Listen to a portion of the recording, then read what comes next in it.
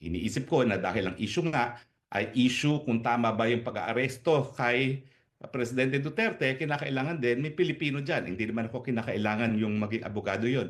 Bahala po pumili ang Presidente Duterte. Pero ako po ha, miski ako'y piliin ni Presidente Duterte, kung ayaw ni BP Sara at ang gusto ni BP Sara mas iba mag-represent, ma'am, that's your call. Hindi ko naman pagpipilitan ng sarili ko, at kung ako ay i-request ni PRRD, importante rin na i-endorso ako at i-request din ako ni VP Sara. Kasi nga, alam niyo naman ang kwento ng buhay ko, no? Talaga namang ako'y tagasunod ni VP Sara, susunod ako sa sasabihin ni VP Sara. At yan po ay walang halong kaplastikan. That's true. Eh kita nyo nga, sumunod ako sa kanya sa Unity. Ano nangyari? So susunod ako kung ano ang sasabihin niya sa akin. Bagamat, nung nag-usap kami, sabi ko kasi minsan nakatakot ako sa iyo eh. Kaya minsan may mga gusto kang gawin na sa tingin ko hindi ko sang-ayon, hindi ako makapagsalita, no? Hindi ko sasabihin ko ano yan. Pero may dalawang bagay na ngayon lang nangyari na sumunod ako sa kanya, pero alam ko na hindi dapat, no? So, syempre, dahil ganyan naman ang aking pagsunod kay BP Sara, kung sabihin niya na dahil ko kaunti ang mga abogado at mas gusto niyang lahat dayuhan, ay nako, I will bow to it, no? Alam niyo po, bukod sa sinabi ni BP Sara na kailangan ayusin ko muna ito para makakonsentrate rin ako, no, doon sa pagdepensa ng presidente, pero hindi pa po sigurado, nakasama ko ha. Lilinawin ko lang po yan. Sabi lang niya, sige, ayusin mo yung asylum mo, no? Yung mere fact na nag-apply ako, yan yung nagbigay sa akin ng karapatan na hindi na ako po pwedeng mapabalik sa Pilipinas. Maski pa kumuha sila ng warrant of arrest, maski pa sila mag-file ng extradition, eh malinaw po yan dahil ito po ay matter of convention rights. Nakasulat po talaga yung non-refuma, yan yung pinaka-importanting karapatan ng asylum seekers, hindi mapabalik dun sa lugar na kung sa nila nanggaling. Natural, kasi pag ako pinabalik dyan, kukulong ako non-bailable sa isang kaso na human trafficking na walang kaebidensya. Ulitin ko po ebidensya lang nila. Unang-una, sinamahan ko si Cassandra Ong sa PAGCOR. Pangalawa, yung pangalan ko nasa isang papel na legal daw ako. Pangatlo, yung aking dating assistant nakitira doon. Ang kailangan nilang pruwebahan sa syndicated trafficking na ako'y may recruit. Ang purpose ko ay para pagsamantalahan ng kanilang labor, no? At pangatlo, ginamit ko ng pananakot o kaya naman intimidation, no? Tapos kung conspiracy naman, anong ebidensya ng conspiracy? Dapat magpakita talaga na nagkaroon kami ng pagkakaisang layunin at yun nga ay gumawa ng krimen na syndicated trafficking. Sa akin, yung pendency ng complaint sa DOJ at kung isasampa nila sa korte, yan ang pinakamalakas na ebidensya ng political persecution dahil yan ay pagsampa ng kaso na walang basihan, ang tawag po dyan, unjust prosecution. Pero kanina po, ako rin po, galing dito sa lugar kung nasaan ako ngayon, ay napanood ko ang press conference ni VP Sara. Ang huling beses ko pong nakita si VP Sara, yung makalawa pa, nag-dinner kami kasama si Kaufman. At doon nga po niya sinabi, sige, apply, simulan mo na yung application mo sa asylum. Kaya bumiyahin ako ng malayo at nga po ay naririto. No? Pwede ko lumabas, kaya lang po kung magbabalik-balik ako sa Dahig, 4 hours each way. So parang, sige, dito na lang ako. Libre po naman ang tirahan. Kaya nga lang ang sabi ko, ang tirahan ko dito, parang dormitoryo ko sa Kalayaan ko sa UP. Hindi ko alam na matapos ang ilang taon naman nakakalipas na 1990 ako tumira sa Kalayaan. No? 1990, ayan, 2000, 2010, 2020, 35 years balik ako sa kwarto ko sa Kalayaan. At ang naging roommate ko rin dito ay isang Muslim na Afghan. Ang roommate ko sa Pilipinas ay isang Muslim po na galing sa Mindanao na itatago ko muna ang pangalan dahil maraming impormasyon na naibigay sa akin yung roommate ko sa Kalayaan. Pero anyway, doon sa press briefing ni VP, nabanggit niya na napag-usapan ng kanyang mga kapatid na baka kumuha lang na lang sila ng legal aid.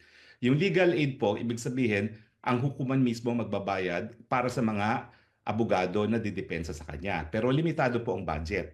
Nung ako po'y aktibo pa sa bar ng ICC, yan po ay 40,000 euros. Parang naitaas na po yan ng konti, no? Pero yung 40,000 euros na yan, ang babayaran, isang lead counsel, isang co-counsel, isang legal assistant, isang case manager, at isang investigator. So makita nyo, manipis talaga. Kaya naman ako, kahit ano mangyari sa aking application kung talagang dahil manipis at 5 lang yan, hindi ko naman kasasama ng loob na kung hindi ako mapasama dyan sa team, no? Dahil 5 nga lang po yan. In fact, effectively, 2 lang yan. Kasi yung legal assistant at saka yung case manager, mga batang-batang abogado po yan. So 2 abogado lang talaga ang harap sa hukuman, yung lead at saka yung tapos investigator. So okay lang po kung anong desisyon ni VP Sara at ni PRRD. Kaya lang, syempre, iniisip ko na dahil ang issue nga ay issue kung tama ba yung pag-aaresto kay Presidente Duterte, kinakailangan din may Pilipino dyan. Hindi naman ako kinakailangan yung maging abogado yon. Bahala po pumili ang Presidente Duterte. Pero ako po ha, miski ako'y piliin ni Presidente Duterte, kung ayaw ni BP Sara at ang gusto ni BP Sara mas iba mag-represent, ma'am, that's your call. Hindi ko naman pagpipilitan ng sarili ko, at kung ako ay i-request ni PRRD, importante rin na i-endorso ako at i-request din ako ni VP Sara. Kasi nga, alam niyo naman ang kwento ng buhay ko, no? Talaga namang ako'y tagasunod ni VP Sara, susunod ako sa sasabihin ni VP Sara. At yan po ay walang halong kaplastikan. That's true. Eh kita nyo nga, sumunod ako sa kanya sa unit team. Ano nangyari? So susunod ako kung ano ang sasabihin niya sa akin. Bagamat, nung nag-usap kami, sabi ko, kasi minsan nakatakot ako sa iyo eh. Kaya minsan may mga gusto kang gawin na sa tingin ko hindi ko sang-ayon, hindi ako makapagsalita, no? Hindi ko sasabihin ko ano yan. Pero may 2 bagay na ngayon lang nangyari na sumunod ako sa kanya, pero alam ko na hindi dapat, no? So, syempre, dahil ganyan naman ang aking pagsunod kay BP Sara, kung sabihin niya na dahil ko kaunti ang mga abogado at mas gusto niyang lahat dayuhan, ay nako, I will bow to it, no? At intindihin na lang natin, no, na hindi lang naman si PRRD talaga ang dapat magdesisyon, kundi si BP Sara din, no? Dahil siya naman ay anak na abogada rin. So, yun lang po ang makukuha sa legal aid.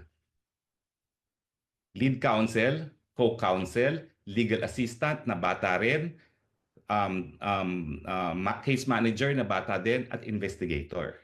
Now, po pwede humingi ng additional, pero yung mga more complicated cases, usually ang dinadagdag lang, additional investigators. So pagdating sa legal, 2 lang talaga, yung si lead counsel at si co-counsel. So hayaan po natin silang mag-desisyon, no? Although nagpapasalamat po ako ha doon sa napakadaming nagbibigay ng suporta sa akin, maraming na-disappoint. Well, mali po ako doon in the sense na inassume ko na maging abogado na talaga ako sa ICC. Pero abogado po talaga ako ni Presidente Duterte pagdating sa ICC matters, 2018 pa po. So hindi po ako nagsinungaling. Hindi po ako nagsinungaling, talagang abogado na ako ni Presidente Duterte on ICC matters mula pa po ng 2018. Ang problema po, yung mga ibang supporters ni PRRD, binaliwala lahat ng sinabi ko dahil sabi nila, imposibleng mangyari yan na makakarating si PRRD sa ICC. So lahat po ng mga nagsabing imposible yan, alam po nila kung sino sila, at sila naman po yung napakalapit din kay Presidente. Need I say it? Pero I told you so. So anyway, yun lang pong makukuha sa legal aid. Now, hindi rin po automatic yan ha. Mag-iimbestiga pa ang ICC at titignan nila yung kita ni Presidente. Wala naman siyang kita, pension lang. Sabi ko nga, ang pension yan, mga 300,000 at most. In euro terms, times 7 ata ang euro, magkano lang yan. So that's basically, sabihin na natin ay 5,000, no? 5,000, o tama, 5,000 euros a month. Ano mo naman si Presidente, no? Yung kanyang pension, hahatiin pa niya sa 2. Alam niyo naman, sinasabi niya, 2 yung asawa niya. Tapos, kung ano yung ari-arian. Ako po, I can swear, kailan ko lang po nakita ang bahay ni Presidente Duterte sa Davao. Na guilty ako dahil di hamak na mas maganda ang bahay ko kaysa sa bahay ni Presidente Duterte.